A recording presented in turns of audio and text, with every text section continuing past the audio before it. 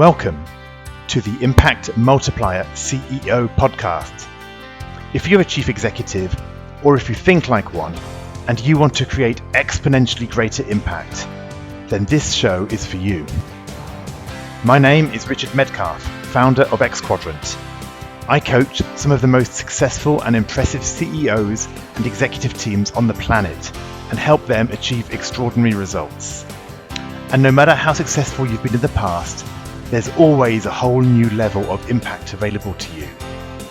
So, if you're ready to play a bigger game than ever before, I invite you to join us and become an Impact Multiplier CEO. In this episode, I speak with Rob van der Heuvel, who is the CEO of Sendcloud. Sendcloud has become Europe's #1 e-commerce shipping platform in just a few years and is on the FT list of Europe's fastest growing companies. The conversation gets interesting after a while as we start to get into the question of culture and how you create a can-do culture where there is a kind of a no bullshit ethos where people grow and win together, and where everybody takes ownership rather than being micromanaged and told what to do. And Rob has some really great insights as to what the role of the CEO is in creating that can-do and high ownership culture. So do enjoy this conversation with Rob van der Heuvel of Sendcloud. Hi there, Rob. Hey, Richard. Thank you so much for joining me today. Today, we're going to explore your secrets of scaling, right? You've built Sendcloud out from nothing into one of Europe's fastest growing companies as measured by the Financial Times. I know you're now at over 350 people and probably 500 very shortly. So you've seen real success, and I'm really curious to get into finding out some of the highs and lows of that journey. So thanks for joining me. Thanks, Richard. Thanks for the intro. So, well, let me ask for a bit of background. What's the elevator pitch, right? Like, who is the man behind the mask? Just tell us a little bit. How did you end up starting this highly successful software company? Yeah, that's actually a nice story. So back in 2011, me and two friends were running an online store. We were selling phone accessories, which we imported from China, and sold them for a nice margin here. We were still students back then. But actually we were running into a daily problem, which was shipping, right? So it was lots of manual data entry into old systems. We were paying way too much for our shipments. Returns were a hassle. So at one point we were really fed up with the existing systems of carriers. I thought, hey, this needs to be automated. It's 2012 by then. Why isn't this fixed? Look, everything else on my online store is fully automated. So that's when we decided to found Sendcloud, which is a service where online stores can go to basically and get Amazon level shipping and logistics. Perfect. So you and three friends, pretty much straight out of university, started to build this business, right? Yeah. So of course we knew nothing, and we were very naive, which is actually, I think, a great position to be in. So Then you just go in head first and try to build something out of nothing. Yeah, that's perfect. So yeah, as you say, sometimes it's good just to go in and with commitment, right? You committed to the idea. Yeah, exactly. So you're committed to the idea. You have a vision on how things should work, and also frustration is actually a great place to start a business from, I guess. Right. Yeah. I think it's interesting. Often people look for clarity and have all the answers, and often get held back when they don't have clarity. But I think it is that commitment, and perhaps, as you said, a slight frustration. Yeah. That is the fuel to get going, right? You just need to be all in. Exactly. And we had nothing to lose, like Richard. We didn't have houses, no wives, no kids, nothing, right? So we just went We went all in and built it from scratch. Fantastic. So there's clearly been a whole set of journey, right? The whole highs and lows roller coaster, I'm sure, as you've done that. But as you look back over this period, what are some of the things that you did really well that helped the company scale? Like, what actually said that really worked? That was a key move that we made. Mm, there are many. Look, we've been at this for 8.5 years. At the start, I would say it's really been our pragmatism, and we just went for it, right? So instead of talking about it, we executed, right? So instead of waiting for our customers to come in, me, boss, and Sabi, the co-founders, just went and cold called a whole lot of online stores. So it's been a really pragmatic way of approaching things and just doing and learning along the way. And I think that's something which is also in the core of our culture, and that still works up to this day. Yeah, so just getting going, right? And I think that's a great point about sometimes you just need to pick up the phone and call people because, as I often say to my clients, yes lives in the land of no, right? You have to take some no's if you're going to get a yes. Exactly. And that's the challenge sometimes is we've got to go through the no's. Yeah. Look, that's of course the first stage, right? You just do everything yourself, from customer support to sales to maybe a bit of development and marketing, and then it's really about who is on your team, right? Who do you get on the train? So the second thing I think we did really well is people we knew which were really good. All of them, they are still here. Most of them are still here today. So we got everybody which we knew was skilled. We got on the train, and that helped as well immensely. And what kept them on the train? I think the learning experience as well, right? So we were all relatively young. For many of us, it was like the first job after the studies, and yeah, I think we learned along the way, right? So we learned how to manage people, how to lead teams, how to build a good company culture, and I think that's, if you keep on learning, you can keep people on the train, as we can say, right? It's something which helps a lot. And second to that, I think it's making an impact. So if you see your work actually results in something changing, or maybe getting 100 new customers, or scaling the business, or building that feature which is being used by thousands and thousands of online merchants, so that's all things that help. Yeah, tell me about impact. Obviously, it's the name of the podcast. How do you describe the impact of what you do? Why does it matter? Yeah, why does it matter? I think it matters for a few reasons. So we really make the lives of online merchants, so people selling online, a whole lot easier. So we save them a lot of time, we save them a lot of money. For consumers, so people ordering online, we offer them the choice how or when or where or by who the parcel or package or everything should be delivered. And we offer them a really nice consumer experience as well throughout the entire we call it shipping journey. So we keep you up to date. We let you know where a package will arrive. We make returns process really smooth. So I think in a nutshell, we save a whole lot of time, effort, and a bit of frustration along the way, and also some money, of course. Yeah, that's nice. And so you got this pragmatism that obviously got you going, this learning experience that kind of brought people perhaps with you, and you managed to create a really solid team to start with.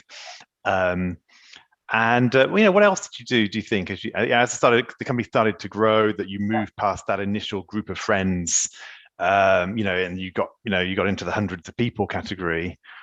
That's a very different business at that point. How did you keep it scaling in that size?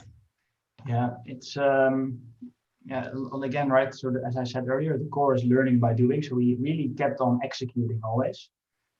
We tried to get people in that knew more than us, so that are smarter than what is a cliche, right? But the people that are smarter than us already did it a few times.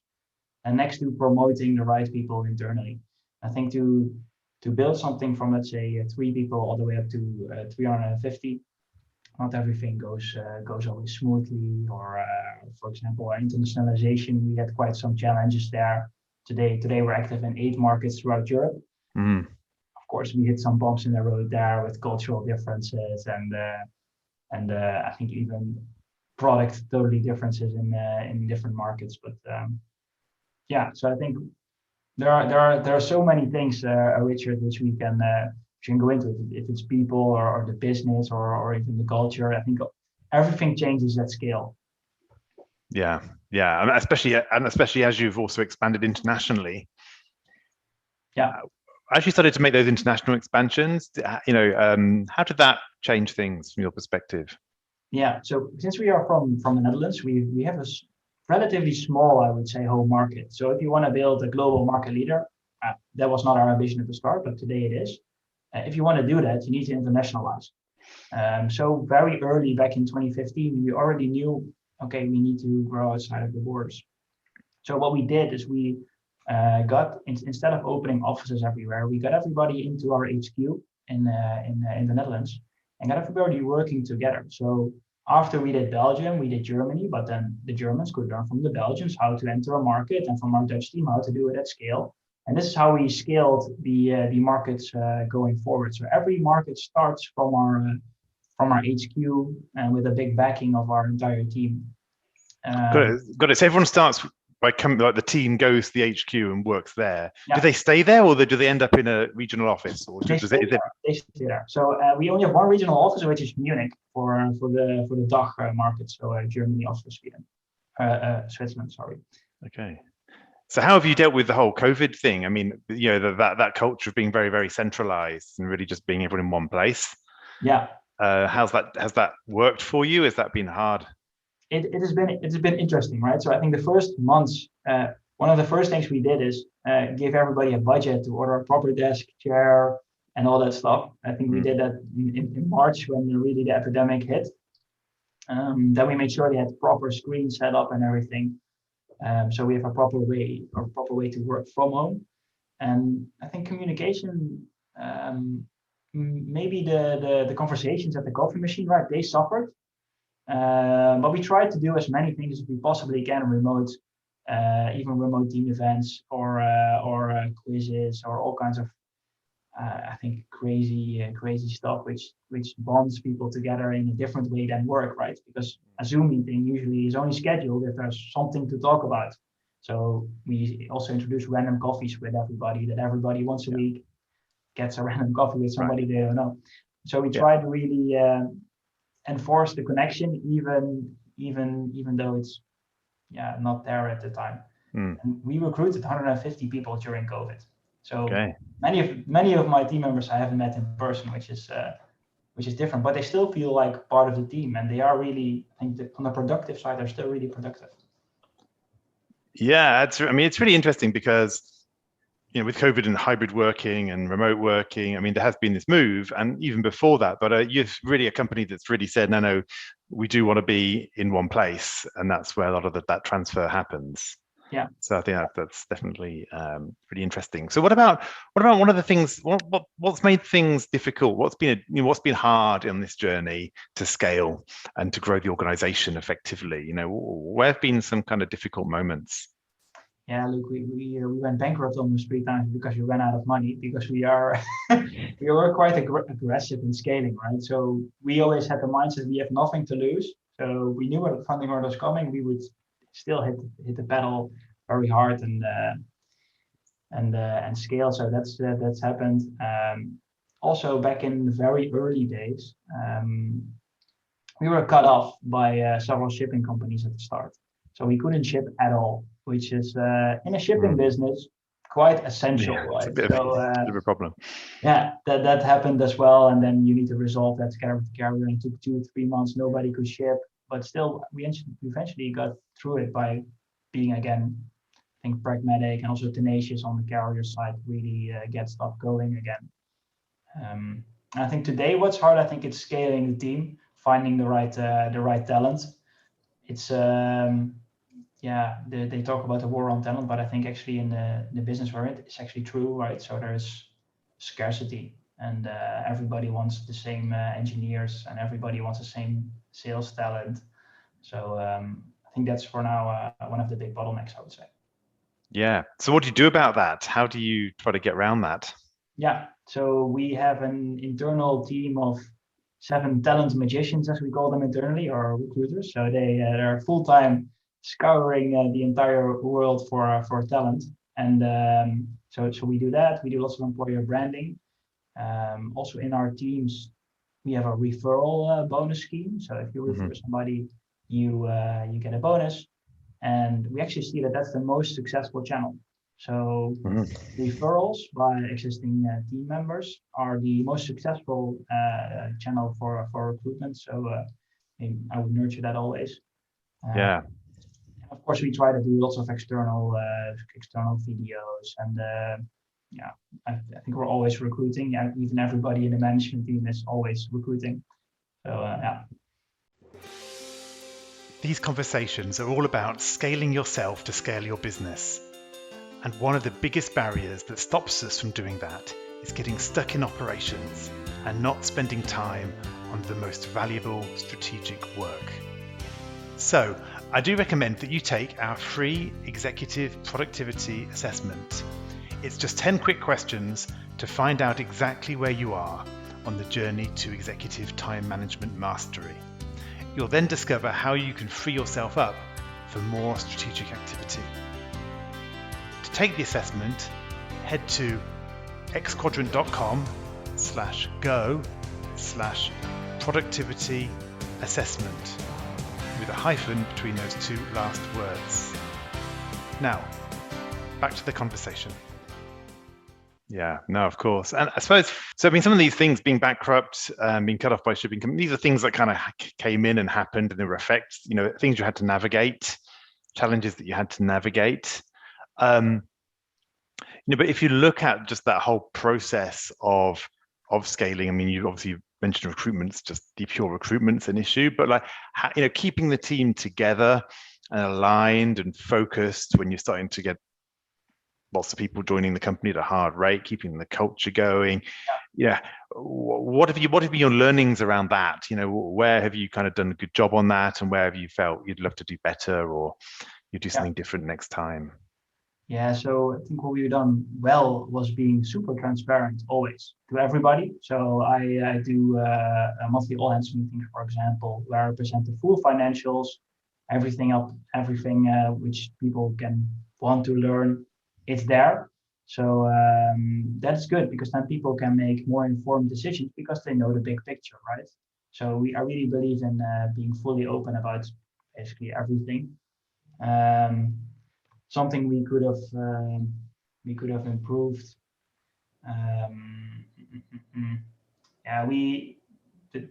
On the cultural aspect, I think we sometimes took our culture for granted, and I mean that means not writing it down, not being explicit about it. So we did that only when we reached, I think, 100 or 120 people. Then we thought, okay, hey, we need to write this down, and we need to make it explicit what we stand for. And I think we were a little bit on the late side with that. So we always thought it was a bit fluffy, right? Culture, and but actually, it's really essential to scaling. Yeah, it is. I mean, culture is what people do when nobody's looking, fundamentally, right? Yeah. And so, what's key about your culture? What's key about we have three main values, I would say, but let's start with the what we consider the most important one. It's called no bullshit. It means we are open, we are transparent, we are straight with each other. It's also maybe Dutch people are generally considered quite, I would say, sometimes borderline rude. We don't want to be rude. I'm sorry. We just want to be talking about the real facts about what's actually happening. So no bullshit is one of the, I think, core pillars of our culture. A second one would be grow and win. So our company is growing, our team members are growing. I think that's really important. But also, if you look at the winning side, we don't want to necessarily win ourselves, but we want to create a win-win, so that also all the stakeholders in our ecosystem, so the carriers, the merchants, the consumers, all of them should win from our solution as well. I think the last one is maybe the most important one, is we believe in having fun. So if you're having fun at work, it also helps. I think in the productivity, you stick around for longer, you get less attrition. So that's the three things I think are which we describe our culture with. Yeah, no, really interesting. And I know you talked as well a bit earlier on around freedom and responsibility, right? And making sure that people have that. And that can be quite tough, right? To manage to create a culture where people have that at scale. Yeah, I think a good read about that would be No Rules from Reed Hastings, right? I think that's a really good book. But I do believe that if you empower your team to make their own decisions, that they can have a way bigger impact themselves, and they also feel responsible for their own decisions.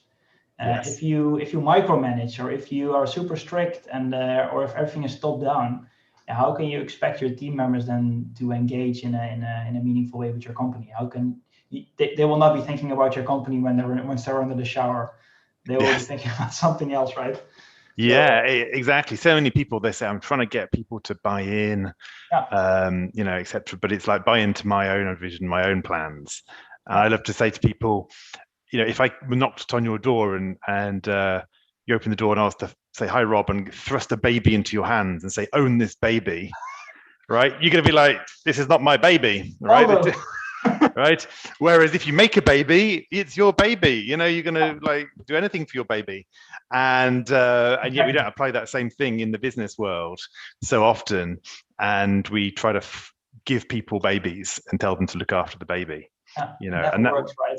And well, even you get a nanny, right? You get a nanny who'll do it, but no more. All right. I think another interesting aspect is sometimes people come to me and ask for, right, hey, I have this great idea, and they ask for feedback. If I think it's a great idea, but I would add X or Y or Z, then I take so much ownership from them. Even though I think maybe you should add this to the idea, I let Yeah. them figure it out themselves, and hope they come with the answer eventually. And sometimes they come up with something way better. But if I say to them, hey, have you thought about adding this to your ID? The ownership will Yeah. Yeah, I love it. I mean, one of the phrases I'll use is it's better to have a 50% good idea with 100% ownership yeah, than a 100% good idea with 50% ownership. It's way better to have the ownership. exactly. And I often tell my CEO clients as well that they should almost measure their success by the number of decisions that they can enthusiastically ratify. Yeah. Because that means that you've built a system within an organization, which means that the weird ideas are getting filtered out. And in terms of you as a CEO, you're not having to step in and make referee decisions. Yeah. Because the more that you do as a CEO, the more demotivated everybody else actually becomes, bizarrely. I agree, right? So the more you step in and make overrule, or the more you really kill initiatives, right? And then Yeah. people, the next time they won't come up to you with, hey, I have this great idea. Then they'll just say, I might have a great idea, but let's not talk about it. I'll just do my job. Yeah, absolutely. Yeah, I think that's exactly right. I mean, I think this thing about ownership, I'm sure it's a key part, and I can definitely hear it. It's the key part of who you are and what you're trying to build. And I'm sure that's the reason for scaling, right? Again, it's very hard to scale if you've got micromanaging going on. Yeah. Whereas if you build an entrepreneurial culture, it bubbles through. Yeah, it also is something that's interesting once sometimes, of course, you hire somebody and they turn out to be exactly what you do not like, right? Being a micromanager. It's interesting to see how quickly people give that person feedback, and if he or she doesn't change, then often doesn't work, and then they're also out, right? Mm. So that's also, I think, another aspect of the culture. It's not that it's harsh. Look, we can say goodbye in a nice way, but if it doesn't match, I believe it's better to say goodbye earlier than wait for another 6 months and see if it improves. Of course, people need to get the chance to improve themselves, but a bad apple usually takes down an entire team. There's such a big impact. Yeah. Yeah, I think the one thing I've found is it's really important to make it really specific about either what the expectation is or what the behavior is that's perhaps causing a problem. What I see is a lot of kind of very compassionate and empathetic leaders will kind of hint at it for a while, and then they'll get fed up and basically sack the guy or girl, right? Yeah. And the person's often like, I didn't actually know it was such an issue. So I think you have to kind of have that commitment to being really, really, well, I guess it's your no bullshit rule, right? About being really transparent and not softening it at that key moment. Yeah, but I think, look, feedback doesn't have to be soft, right? It can be, as long as it shouldn't be personal or nasty in any way. It should just be fact-based, straight, right? Yeah. Just tell it straight. Indeed, no bullshit. Then Yeah. Then the other person can also take it and maybe do something with it or not. That's also fine. Absolutely. Yeah. So during this conversation, Rob, where's next for you? No matter how much we've achieved, there's always the next level to get to. And so as the business keeps scaling, going from 300 people to perhaps over 500 people in the near future, what are you going to have to do differently as a CEO? Where's your kind of growth going to come from?